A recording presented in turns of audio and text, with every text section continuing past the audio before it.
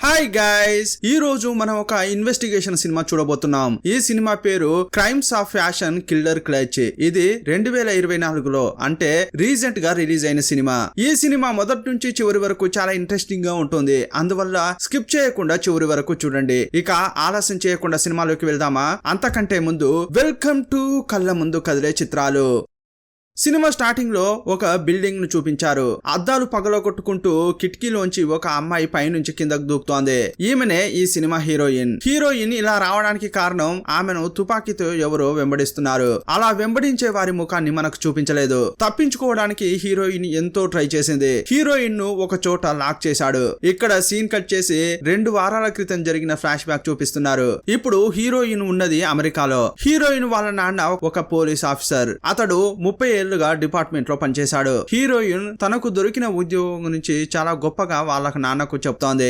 Actual గా heroine ఒక psychologist. Fashion design చేసే చోట హీరోయిన్ కు పని దొరికింది. ఎందుకంటే అక్కడ ఉన్న వాళ్ళు తాము రెడీ చేసిన డిజైన్లు బాగా ప్రాచుర్యంలోకి రావాలని అనుకుంటారు. ప్రజలంతా మా డిజైన్లను యాక్సెప్ట్ చేయాలని చాలా ఆలోచించి కొత్త దుస్తులను రూపొందిస్తుంటారు. అందువల్ల వాళ్ళు చాలా స్ట్రెస్ గా ఉంటుంటారు. వాళ్ళ స్ట్రెస్ ను తగ్గించడం కోసమే హీరోయిన్ ను అపాయింట్మెంట్ చేశారు. హీరోయిన్ ఈ విషయం చెప్పగానే వాళ్ళ నాన్న, ఏమ్మా నాకు ఈ ఫ్యాషన్ డిజైనింగ్ అనేది చాలా కొత్తగా అనిపిస్తుంది, అందులో వేరే సైకాలజిస్ట్ అని చెప్తున్నావు, ఇది ఇంకా కొత్తగా ఉంది.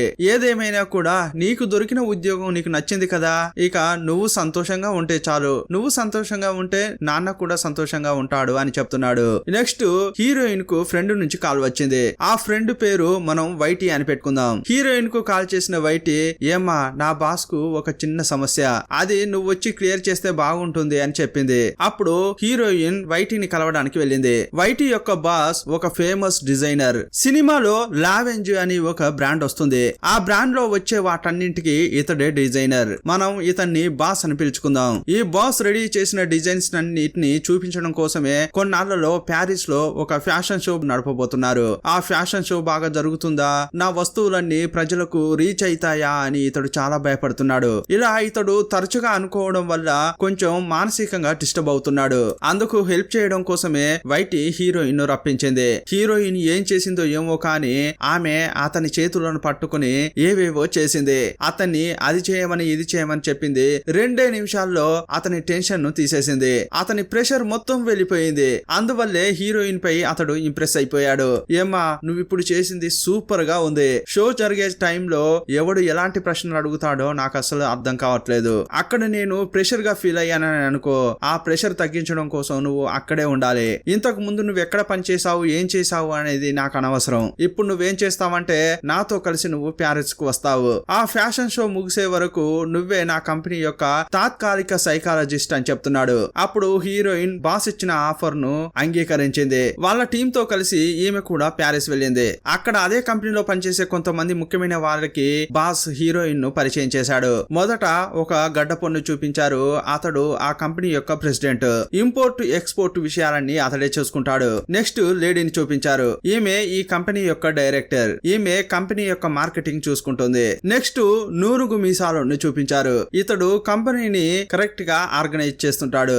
ఆ తర్వాత హీరోయిన్ ను బాస్ CEO దగ్గరికి తీసుకెళ్లాడు. అప్పుడు బాస్ కు కోపం వచ్చేలా ఒక సంఘటన జరిగింది. లావెంజ్ అనే బ్రాండ్ పేరుతో ఈ బాస్ డిజైన్ చేసిన కొన్ని బ్యాగులు బయటకు రాబోతున్నాయి. కానీ అచ్చం ఇలాంటి బ్యాగులు లాగే వేరే ఎవరో డూప్లికేట్స్ రెడీ చేసి మార్కెట్ లో అమ్ముతున్నారు. ఆ ఫేక్ బ్యాగ్ లో అచ్చం వీళ్ళు ఉపయోగించిన వస్తువులే ఉపయోగిస్తున్నారు. ఒరిజినల్ బ్యాగ్ కు ఆ డూప్లికేట్ బ్యాగ్ కు ఉన్న వ్యత్యాసాలను అతడు చెప్పాడు. ఆ తర్వాత అక్కడున్న వారందరిపై అరిచి వెళ్లిపోతున్నాడు. ఆ తర్వాత CEO దగ్గరికి వచ్చిన ప్రెసిడెంట్, రేపు జరగబోయే ఫ్యాషన్ షోకు ఇటాలియన్ నుంచి ఒక మెటీరియల్ ఇంపోర్ట్ అయి ఉండాలి, కానీ అది ఇంకా రాలేదు. ఈ విషయాన్ని అతడు CEO కు చెప్పాడు. రే ఇదంతా చూసుకోవాల్సింది నీ పనే కదా, ఎప్పుడూ రావాల్సిన మెటీరియల్ ఇంకా రాలేదని ఈ టైంలో చెప్తున్నావేంటి? ఏం చేస్తావో నాకు తెలియదు, మెటీరియల్ రావాలి, అది కరెక్ట్ గా రావాల్సిందే అని ఖరారుగా చెప్పి CEO వెళ్లిపోయాడు. నెక్స్ట్ పక్కనున్న ఒక ఫోటోగ్రాఫర్ ను పిలిచిన ప్రెసిడెంట్, ఏంట్రా ఈ ఫోటోలు తీసావు? నిన్ను నమ్మే కదా నేను పనిలో పెట్టాను. నువ్వు తీసిన ఫోటోల్లో ఏదైనా జీవం ఉందా? నువ్వు ఫోటోగ్రాఫింగ్ కు అసలు లాయికే లేవు. నేను తన్నడానికి ముందే వెళ్లిపోరా అని అతన్ని పనిలోంచి తీసేశాడు. చేశాడు. అప్పుడు అతడు కూడా ఒక రోజు నిన్ను చూసుకుంటాన్రా అని కోపంతో వెళ్ళిపోతున్నాడు. ఇక్కడ జరిగేదంతా కూడా పక్కనే ఉండి హీరోయిన్ వైటీ చూస్తున్నారు. అదే టైంలో అక్కడికి ఒక ప్రముఖమైన మ్యాగజైన్ కంపెనీ యొక్క ఎడిటర్ వచ్చింది. ఈమె పేరు డయానా. ఈమె పొగరుబోతు లేడీ. తన అసిస్టెంట్ ను తీసుకుని ఇక్కడికి వచ్చింది. ఈమె అక్కడికి వచ్చి చూసిన డ్రెస్లన్నీ సూపర్ గా ఉన్నాయని పేపర్ లో రాసిందంటే షో సక్సెస్ అయినట్లు. అందువల్లే డయానా రాగానే బాస్ ఆమెను బాగా రిసీవ్ చేసుకుంటున్నాడు. ఆమెను కన్విన్స్ చేయడానికి ట్రై చేస్తున్నాడు. కానీ ఆమె అస్సలు బుట్టలో పడేటట్లేదు. ఇవి డిజైన్లు అని చెప్పి వీటితో షో నడుపుతున్నారా? ఇలా చాలా హీనంగా మాట్లాడి వెళ్ళిపోతోంది. అప్పుడు పక్కనే ఉన్న ప్రెసిడెంట్, మేడం మీరు ఒక విషయాన్ని మర్చిపోయినట్లున్నారు. మీ మ్యాగజైన్ కంపెనీకి చాలా యాడ్స్ వస్తున్నాయి కదా, అందులో 30% యాడ్స్ మా ఇన్వెస్టర్స్ ఇస్తున్నారు. మీరు ఈ షో గురించి మీ మ్యాగజైన్ లో ఏదైనా తప్పుగా రాశారని అనుకోండి, ఆ తర్వాత మీకు రావాల్సిన యాడ్స్ వస్తాయా రావా అనేది సందేహమే అంటుంటాడు. అప్పుడు ఆమెకు కోపం వచ్చింది. ఓహో, నేనెలా న్యూస్ రాయాలనేది నువ్వు నాకు చెప్తున్నావా?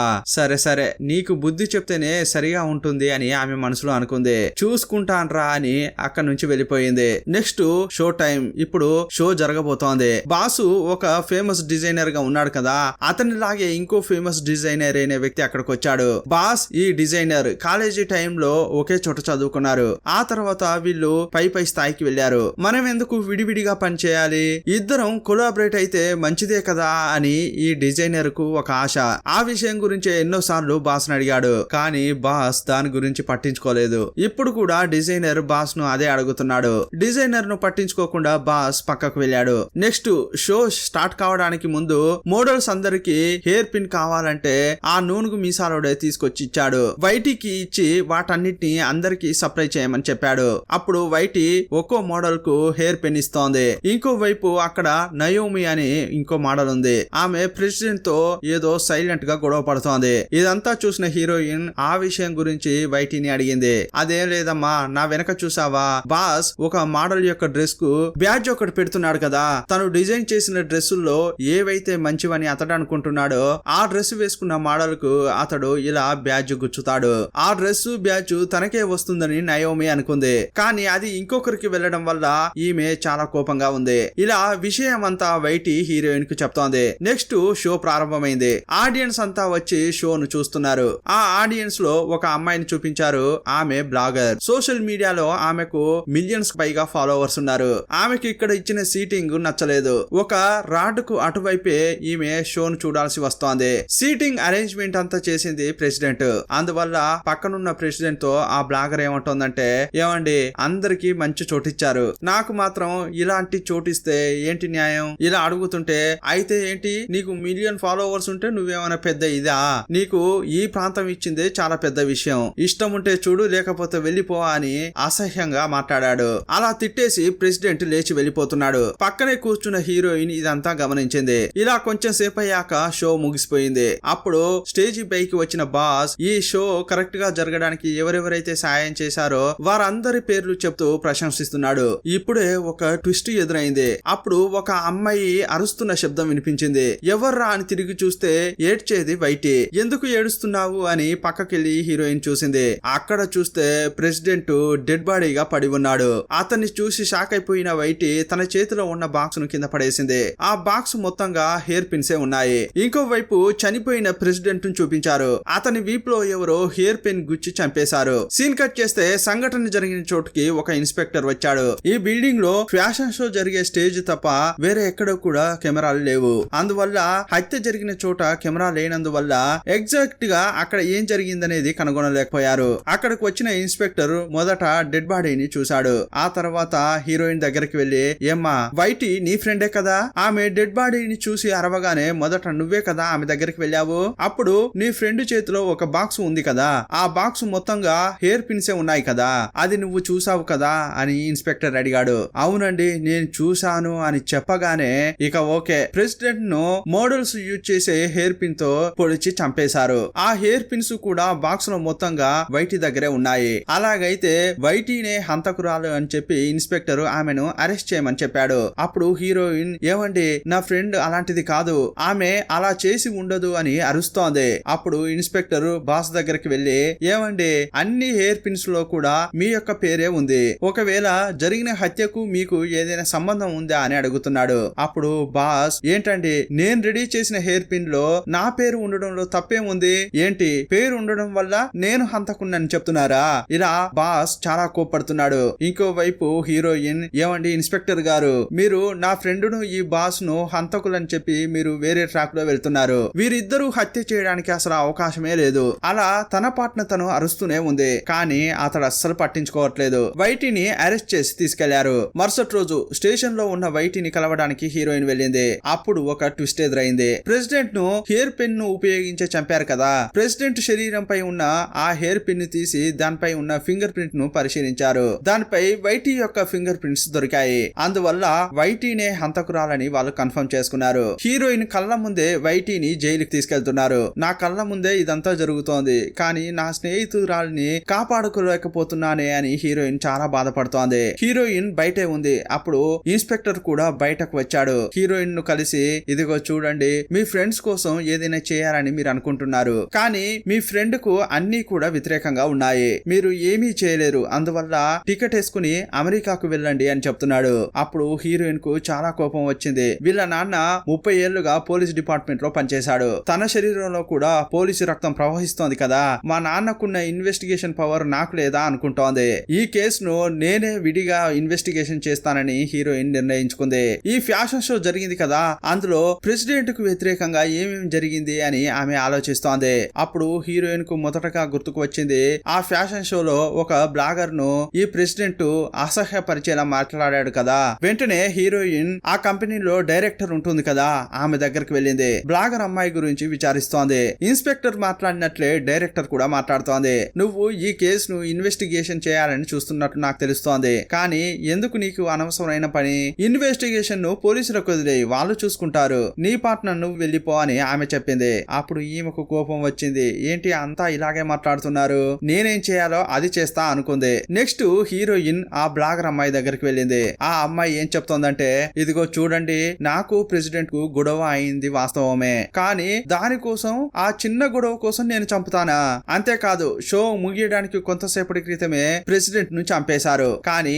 అప్పటి వరకు నేను అక్కడ లేనేలేను. ప్రెసిడెంట్ అలా మాట్లాడగానే కోపం వచ్చి నేను బయటకు వెళ్ళిపోయాను. ఆ తర్వాత వేరే పార్టీలో అటెండ్ అయ్యాను. ఆ పార్టీలో నేను తీసుకున్న ఫోటోను కూడా చూడు అని ఆ బ్లాగర్ అమ్మాయి తీసుకున్న సెల్ఫీని చూపిస్తోంది. ఆ సెల్ఫీ తీసుకున్నది రాత్రి టైంలో. ఆ ఫోటో చూస్తుంటే హీరోయిన్ కు ఇంకో లీడ్ దొరికింది. ఆ బ్లాగర్ అమ్మాయి తీసుకున్న సెల్ఫీలో ఈమె వెనక ప్రెసిడెంట్ పనిలోంచి తీసేసిన ఫోటోగ్రాఫర్, అతని పక్కన నయోమి అనే మోడల్ నిలబడి ఉంది. అప్పుడు ఆమె ఈ ఫోటోగ్రాఫర్ ను ప్రెసిడెంట్ పనిలోంచి తీసేశాడు కదా, ఆ కోపంతో ఇతడెందుకు ప్రెసిడెంట్ ను చంపి ఉండకూడదు అనుకుంటోంది. నెక్స్ట్ ఫోటోగ్రాఫర్ దగ్గరికి వెళ్లి కలిసింది. అతడు కూడా షో ముగిసే వరకు నేను అక్కడ లేనని చెప్పాడు. షో స్టార్ట్ అయినప్పుడు ఉన్నాడు. నాకు బాస్ యొక్క ఫేవరెట్ బ్యాచ్ దొరకలేదని నయోమి గొడవ పడింది కదా, ఆ మోడల్ ఈ ఫోటోగ్రాఫర్ ఇద్దరు లవర్స్. నయోమి ఆ ఫ్యాషన్ షో స్టార్ట్ అయిన కొంచెం సేపట్లో క్యాట్ వాక్ చేసి ఆ తర్వాత వెళ్దాం రారా అని ఫోటోగ్రాఫర్ ని తీసుకుని వెళ్ళిపోయింది. ఈ ఇద్దరు కూడా బ్లాగర్ అమ్మాయి వెళ్ళిన అదే పార్టీకి వెళ్లారు. అందువల్లే బ్లాగర్ అమ్మాయి తీసిన సెల్ఫీలో వెనక వీళ్ళు ఉన్నారు. అందువల్ల వీళ్ళు చెప్పేదంతా నిజమేనని హీరోయిన్ అనుకుంది. సరే అయితే ఆ పార్టీలో ఏదైనా డిఫరెంట్ గా నువ్వు కనిపెట్టావా అని అడిగింది. అప్పుడు ఫోటోగ్రాఫర్ బాగా ఆలోచించి, అవునండి, ఇప్పుడే నాకు ఒక విషయం గుర్తుకొస్తోంది. నేను నయోమి పార్టీ నుంచి బయటకు వెళ్లేటప్పుడు డయానా అని ఒక లేడీ ఉండింది కదా, ప్రెసిడెంట్ ఏదో ఒక పని విషయంగా ఎక్కడైతే హత్య జరిగిందో అక్కడికి వెళ్ళాడు, నేను అతన్ని కలవడానికి వెళ్తున్నా అని చాలా కోపంగా వెళ్ళింది. కానీ అక్కడ ఉన్న ఇద్దరు సెక్యూరిటీస్ డయానాను అక్కడికి వెళ్ళడానికి అనుమతించలేదు. ఈ విషయాన్నంతా ఫోటోగ్రాఫర్ హీరోయిన్ కు చెప్పాడు. సీన్ కట్ చేస్తే జైల్లో ఉన్న వైటీని కలవడానికి హీరోయిన్ వెళ్ళింది. నేను ఆ హత్య చేయనేలేదు అని వైటీ చెప్తోంది. అప్పుడే ఒక ట్విస్ట్ ఇచ్చింది. నాకు ఇప్పుడే ఒక విషయం గుర్తుకు వస్తోంది. ఇన్నాళ్ళుగా ఈ గొడవలో పడి నేను ఆ విషయాన్నే మర్చిపోయాను. ప్రెసిడెంట్ చనిపోయిన విషయమే తెలియకుండా నేను హెయిర్ పిన్స్ తీసుకుని అక్కడికి వెళ్ళాను. నేను వెళ్ళేటప్పుడు ముఖమే కనిపించని ఒక వ్యక్తి black colour suit, black colour టోపీ పెట్టుకుని బయటకు వెళ్లే మెట్లు దిగుకుంటూ వెళ్ళాడు. అప్పుడు అతన్ని చూసినప్పుడు నేను పెద్దగా పట్టించుకోలేదు. ఇప్పుడే నాకు అర్థమవుతోంది, అతడు హత్య చేసి నన్ను ఇందులో ఇరికించాడని ఆమె చెప్తోంది. దీన్ని బట్టి చూస్తే ప్రెసిడెంట్ ను వేరెవరో చంపి ఆ మెట్ల ద్వారా వెళ్లిపోయారు. ఈ క్లూ దొరకగానే హీరోయిన్ వేగంగా ఇన్స్పెక్టర్ దగ్గరికి వెళ్ళింది. వైటీ చెప్పిన విషయాలన్నీ ఇన్స్పెక్టర్ కు చెప్పింది. అప్పుడు అతడు, ఇది ప్రూవ్ చేయడానికి ఎలాంటి ఎవిడెన్స్ లేవు, ఇక్కడ కెమెరాలు లేవు, తప్పించుకుపోయిన వ్యక్తి యొక్క ముఖాన్ని వైటీ చూడనే లేదు, అందువల్ల దీన్ని ఒక పాయింట్ గా తీసుకోలేమని ఇన్స్పెక్టర్ చెప్పాడు. హీరోయిన్ ఈ కేసు కోసం ఇంత కష్టపడుతుంది అని చెప్పి కేసుకు సంబంధించిన కొన్ని వివరాలు అతడు చెప్పాడు. జరిగిన హత్య కరెక్ట్ గా ఏ టైంలో జరిగిందో వాళ్ళు కనిపెట్టారు. రాత్రి 10 గంటలకే హత్య జరిగింది. దాన్ని బట్టి చూస్తే ప్రెసిడెంట్ కు కొందరితో వాగ్వాదం జరిగింది కదా, ఈ ఫోటోగ్రాఫర్ బ్లాగర్ అమ్మాయి అని చెప్పి. వీళ్ళు హత్య జరగడానికి ముందే ఇక్కడ నుంచి వెళ్లిపోయి వేరే పార్టీకి చేరుకున్నారు. 9:55కు వీళ్ళు తీసుకున్న ఫోటో ఎవిడెన్స్ గా ఉంది. అందువల్ల వాళ్ళు హత్య చేసే ఛాన్సే లేదు. అలాగైతే ఈమెనే హత్య చేసి ఉంటుంది అని హీరోయిన్ సందేహం మొత్తం డయానా వైపు మళ్ళింది. ఈ విషయాన్ని హీరోయిన్ ఇన్స్పెక్టర్ కు చెప్పింది. మేబీ అది నిజమై ఉండొచ్చు అని ఇన్స్పెక్టర్ కు కూడా డౌట్ కలిగింది. ఎందుకంటే డయానా యొక్క ఫోన్ కాల్స్ రికార్డ్స్ చెక్ చేసేటప్పుడు షో జరిగే టైంలో ప్రెసిడెంట్ చనిపోవడానికి ముందు డయానా చాలా సార్లు ప్రెసిడెంట్ కు కాల్ చేసింది. అంతేకాదు హత్య జరిగిన చోట్లో ప్రెసిడెంట్ ఉన్నాడు కదా, అతన్ని నేను చూడాలి అని ఆమె సెక్యూరిటీస్ తో గొడవ పడింది. ఈ విషయాలే కాక డయానా పై సందేహపడడానికి ఇంకో కారణం కూడా ఉంది. ఒక 10-20 సంవత్సరాల క్రితం వేరే కేసులో విచారించాలని డయానాను తీసుకెళ్లారు. డయానా ఆ హత్య చేయలేదు, కానీ హత్య జరిగినప్పుడు ఆమె ఉన్న చోటును పోలీసుల విచారణలో తప్పుగా చెప్పింది. అలాంటి ఆమె ఈ హత్య చేయలేదని కరెక్ట్ గా ఎలా చెప్పగలం అని అనుకుంటున్నారు. ఇప్పటి వరకు ఇన్స్పెక్టర్ హీరోయిన్ మాత్రమే ఆమెపై సందేహపడుతున్నారు. కానీ విచారణలోనే కదా అన్ని విషయాలు బయటపడతాయి. అందువల్ల డయానాను విచారించాలని ఈ ఇద్దరు అనుకున్నారు. నెక్స్ట్ సీన్ లో వీళ్ళు ముస్తాబయ్యి డయానా జరపబోయే ఒక పార్టీకి వెళ్లారు. నెక్స్ట్ డయానా దగ్గరికి వెళ్లిన ఇన్స్పెక్టర్ విచారణ పేరుతో ఆమెను కొన్ని ప్రశ్నలు అడుగుతున్నాడు. కానీ ఆ విచారణ ఫెయిల్ అయినట్లుగానే ఇతను కనిపిస్తోంది. ఎందుకంటే డయానాను చూపించినప్పుడే ప్రెసిడెంట్ కు డయానాకు లైట్ గా గొడవ జరుగుతుంది.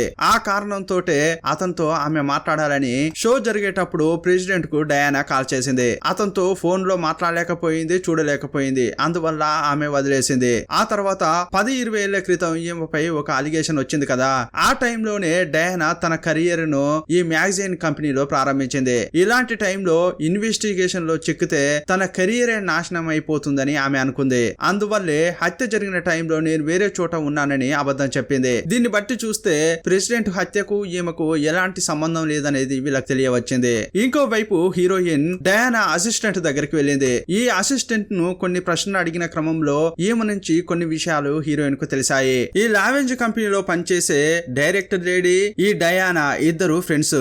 ఒక రోజు వాళ్ళిద్దరు మాట్లాడుకునేది ఈ అసిస్టెంట్ విన్నది. అప్పుడు డైరెక్టర్ లేడీ డయానాతో ఏం చెప్పిందంటే, ఇదిగో చూడండి, ఈ ప్రెసిడెంట్ పదవి నాకు రావాల్సిందే. మధ్యలో అతడు వచ్చి ఆ పదవిని కొట్టేశాడు. వాడు ఆ పదవిలోకి వెళ్లిపోయిన తర్వాత అతన్ని చూస్తేనే నాకు చాలా మండిపోతోంది. ఈ విషయం అంతా ఆమెకు చెప్పింది. అప్పుడు హీరోయిన్ ఏమనుకుంటుందంటే, తనకు రావాల్సిన పదవి అతనికి వెళ్ళింది కదా, ఈ విషయం చాలు కదా అతన్ని చంపడానికి అనుకుంటోంది. ఈ విషయం తెలిసిన తర్వాత ఇన్స్పెక్టర్ హీరోయిన్ డైరెక్టర్ పై సందేహపడుతున్నారు. నెక్స్ట్ ఆమెను విచారించాలి. మరుసటి రోజు హీరోయిన్ ఇన్స్పెక్టర్ కు కూడా చెప్పకుండా తనే విచారించాలని డైరెక్టర్ ఇంటికి వెళ్ళింది. అప్పుడు ఇంటి తలుపులు తెరిచే ఉన్నాయి. ఏంట్రా అని లోపలికి వెళ్లి చూస్తే ఇంకో ట్విస్ట్ ఎదురైంది. డైరెక్టర్ తన ఇంట్లో శవంగా పడి ఉంది. తనను తానే షూట్ చేసుకుని ఆమె ఆత్మహత్య చేసుకున్నట్లుంది. వెంటనే హీరోయిన్ ఇన్స్పెక్టర్ కు విషయం చెప్పింది. అక్కడికి వచ్చిన ఇన్స్పెక్టర్ ఆమె కంప్యూటర్ లో టైప్ చేసి పెట్టిన సూసైడ్ నోట్ ను చూశాడు. అందులో డైరెక్టర్ ఏం రాసిందంటే,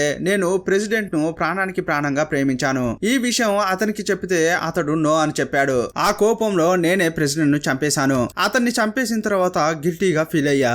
అందువల్లే నేను ఆత్మహత్య చేసుకుంటున్నా అని అందులో రాసింది. ఈ సూసైడ్ నోట్ వల్ల ఎవరికైనా లాభం ఉందో లేదో కానీ వైటీకి మాత్రం లాభం. ఎందుకంటే ఈమె ఈ హత్య చేస్తే వైటీ చేయనట్లే కదా, అందువల్ల ఆమెను రిలీజ్ చేస్తారు. సూసైడ్ నోట్ దొరకడం వల్ల ఇంకో నెలలో వైటీని రిలీజ్ చేద్దామని పోలీసులు నిర్ణయించుకున్నారు. ఈ సంతోషకరమైన విషయాన్ని వైటీ దగ్గరికి వెళ్లి హీరోయిన్ చెప్పింది. అప్పుడు సూసైడ్ నోట్ లో ఉన్న విషయం గురించి వైటీని హీరోయిన్ అడుగుతోంది. ప్రెసిడెంట్ కు డైరెక్టర్ కు ఏదైనా కనెక్షన్ ఉన్నట్లు నీకు తెలుసా అని అడిగింది. అప్పుడు వైటీ ఇంకో ట్విస్ట్ ఇచ్చింది.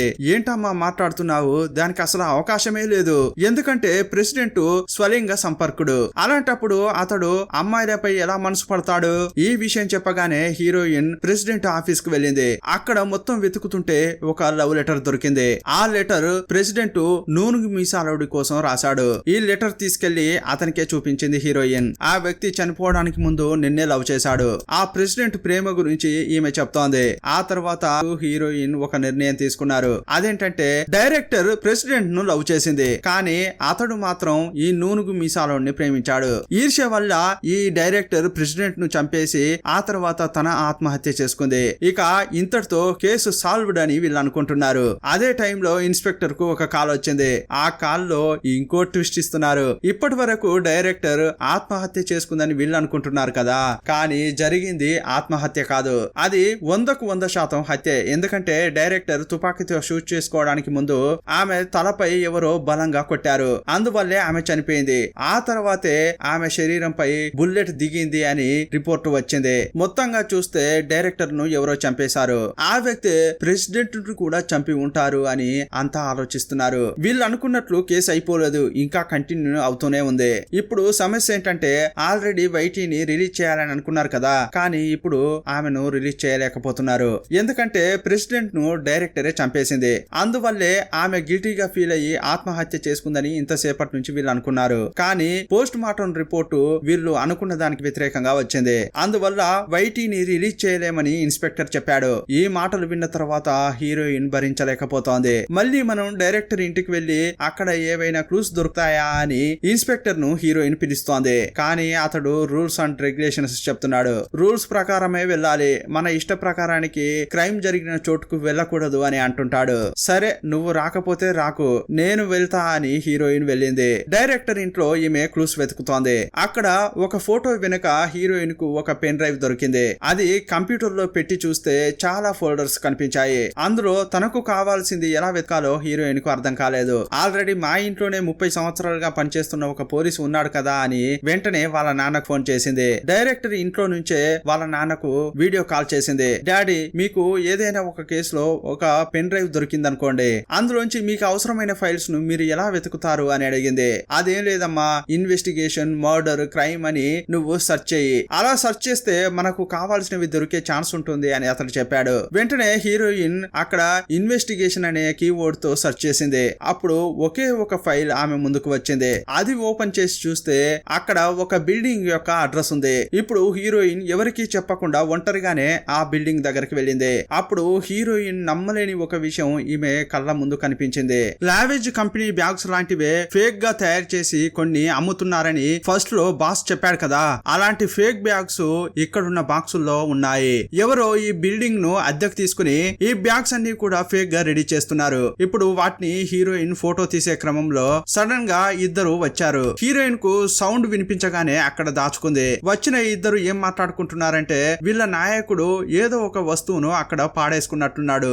ఆ వస్తువును వాళ్ళు వెతుకుతున్నారు. చివరి వరకు ఆ వస్తువును వాళ్ళు కనిపెట్టలేదు. ఇక హీరోయిన్ ను కూడా గుర్తించలేదు. ఆ తర్వాత ఎస్కేప్ అయిన హీరోయిన్ ఇన్స్పెక్టర్ దగ్గరికి వచ్చి తను తీసిన ఫోటోలు చూపిస్తోంది. మరుసటి రోజు ఇన్స్పెక్టర్ తన టీమ్ తో రైడ్ కు వచ్చాడు. అక్కడికి వచ్చి చూస్తే షాక్ అయిపోయారు. ఎందుకంటే రాత్రికి రాత్రే హీరోయిన్ నిన్న చూసిన వస్తువులన్నిటిని మార్చేశారు. ఖాళీ బిల్డింగ్ మాత్రమే ఉన్నది. పోలీసులు అందరి టైం వేస్ట్ చేశాడని చెప్పి ఇన్స్పెక్టర్ ను ట్రాన్స్ఫర్ చేసే లెవెల్లో ఆ ఇష్యూ పెద్దదైంది. కానీ ఆ ఇన్స్పెక్టర్ వదలట్లేదు. ఎందుకంటే హీరోయిన్ నిన్న చూసానని చెప్పి ఫోటోస్ కూడా తీసుకొచ్చింది కదా, అప్పుడు దీని వెనక ఏదో మర్మం ఉందని అతడు అనుకుంటున్నాడు. మొదట ఈ బిల్డింగ్ ఎవరికి సంబంధించింది అని అతడు చెక్ చేశాడు. మన బాస్ లాగే ఇంకో డిజైనర్ ను ఫ్యాషన్ షోలో చూసాం కదా, ఆ వ్యక్తి లీజ్ కు తీసుకున్న స్థలమే ఇది. బాస్ కు ఆ డిజైనర్ కు వృత్తిగతంగా ఒక పోటీ ఉంది. అందులో ఒక వ్యక్తి తయారు చేసిన వస్తువుకు అమోఘమైన స్పందన వచ్చిందనుకో, ఇంకొకరికి కోపం వస్తుంది కదా. అందువల్ల ఈ బాస్ తయారు చేసిన లావెంజ్ బ్యాగ్స్ యొక్క లాభాలను దెబ్బ కొట్టాలని చెప్పి ఆ డిజైనర్ ఎవరికి తెలియకుండా ఫేక్ గా వీటిని తయారు చేసి ఉండొచ్చు అని వీళ్ళు అనుకుంటున్నారు. వెంటనే ఇన్స్పెక్టర్ ఆ డిజైనర్ ను పోలీస్ స్టేషన్ కు రప్పించాడు. మేము ఒక బిల్డింగ్ కు వెళ్ళాం కదా, అది మీదే కదా అని అడుగుతున్నాడు. అది మీ పేరు పైనే లీజ్ కు తీసుకున్నట్లుంది అని అంటుంటే అతడు ఆశ్చర్యపోయాడు. ఈ లీజ్ పత్రంలో ఉన్నది మీ యొక్క సిగ్నేచరే కదా అని చూపించాడు. అప్పుడు ఆ పత్రాలన్నింటినీ చూసిన డిజైనర్ ఈ బిల్డింగ్ కు నాకు ఎలాంటి సంబంధం లేదని చెప్తున్నాడు.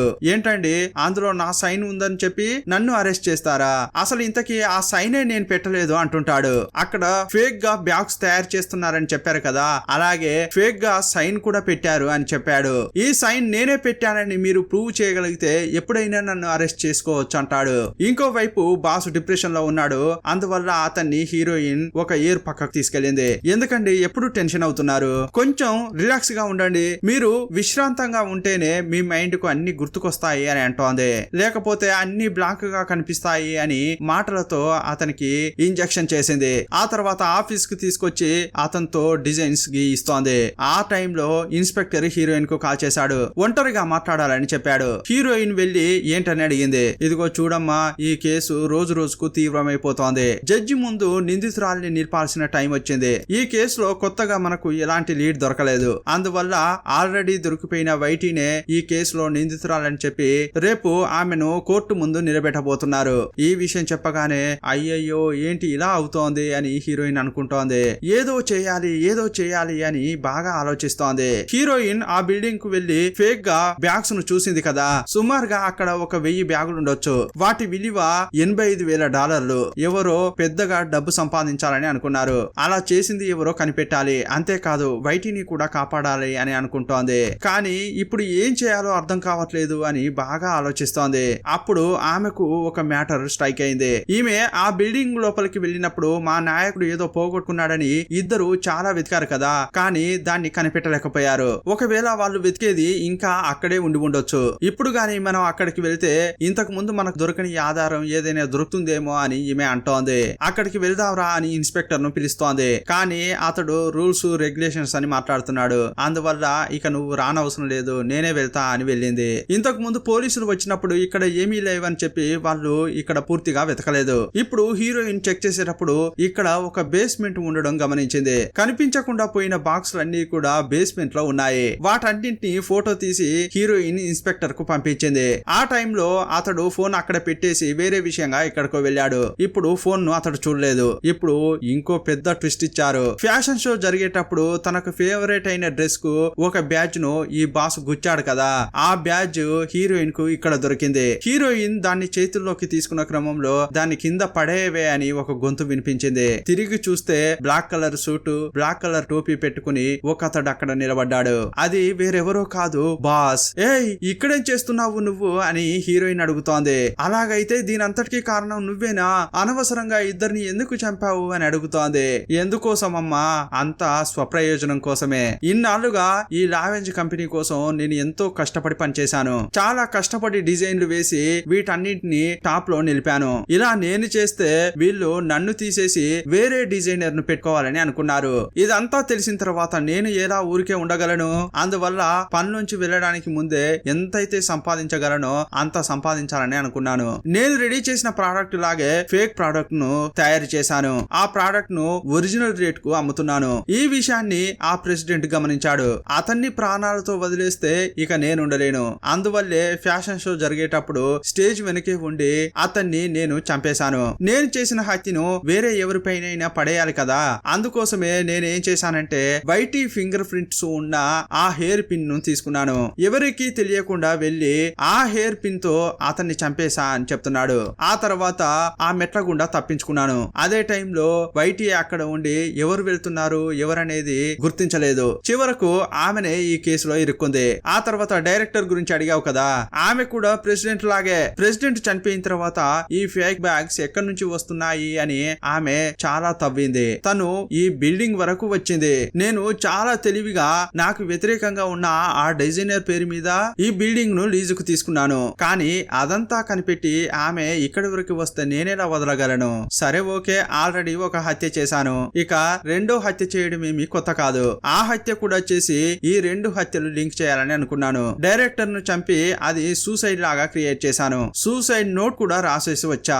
ఇంత చేసినా కూడా ఇప్పుడు నా ప్రాణాలు తీయడానికి నువ్వు వచ్చావు. అందువల్ల నిన్ను కూడా చంపాల్సి వస్తోంది అని బాస్ అంటున్నాడు. హీరోయిన్ షూట్ చేసే క్రమంలో ఆమె కిటికీ అద్దాలు పగలగొట్టుకుంటూ బయటకు వచ్చింది. ఇదే మనం సినిమా స్టార్టింగ్ లో చూసిన సీన్. హీరోయిన్ ఎంత పరిగెత్తుకుంటూ వచ్చినా కూడా అతడు ఒకానొక సమయంలో లాక్ చేశాడు. ఇక తన పని అయిపోయింది అని ఆమె అనుకుంటోంది. అదే టైంలో ఒక కారు వేగంగా వచ్చి బాస్ ను ఢీ కొట్టింది. ఆ కార్ లో ఉన్నది వేరెవరో కాదు, ఇన్స్పెక్టరే. హీరోయిన్ కొన్ని ఫోటోలు తీసి మెసేజ్ పెట్టింది కదా, అప్పుడు అతడు చూడలేదు. కానీ ఆ తర్వాత మెసేజ్ చూసి కరెక్ట్ టైంలో ఇక్కడికి వచ్చాడు. ఇప్పుడు హీరోయిన్ ను కాపాడాడు. నెక్స్ట్ జరిగిన దానంతకి కారణం బాసే అని అతన్ని అరెస్ట్ చేశాడు. ఆల్రెడీ జైల్లో పెట్టిన వైటీని రిలీజ్ చేశారు. ఇప్పుడు హీరోయిన్ ఇన్వెస్టిగేషన్ సక్సెస్ఫుల్ గా అయింది. ఈ బాస్ స్టార్టింగ్ లో హీరోయిన్ టెంపరవరీగా ఈ కంపెనీలో చేర్చుకున్నాడు కదా. ఇక పనంతా అయిపోయింది. ఇక నా ఊరికి నేను వెళ్తా అని హీరోయిన్ రెడీ అవుతోంది. హీరోయిన్ ఈ కంపెనీ కోసం చాలా చేసింది. కానీ ఆమెకు మనం ఏదైనా చేయకుంటే ఎలా అలా ఆలోచించిన ఆ కంపెనీ సీఈఓ ప్యారిస్ లో హీరోయిన్ కు పర్మనెంట్ జాబ్ ఇచ్చాడు, అది కూడా సైకాలజిస్ట్ గా. ఆ ఆఫర్ ను హీరోయిన్ అంగీకరించింది. సీన్ కట్ చేస్తే హీరోయిన్ ఆ ఇన్స్పెక్టర్ ఇద్దరు కలిసి ఒక కేసును సాల్వ్ చేశామని చాలా సంతోషపడుతున్నారు. ఇద్దరు ఒకరినొకరు రొమాంటిక్ గా చూస్తూ నడుస్తున్నారు. ఇంతటితో ఈ సినిమాను ముగించారు. ఈ సినిమా ఎలా ఉందో మీ అభిప్రాయాన్ని కామెంట్ బాక్స్ లో రాయండి. మరో సినిమాతో మళ్ళీ కలుసుకుందాం. అప్పటి వరకు బాయ్ బాయ్.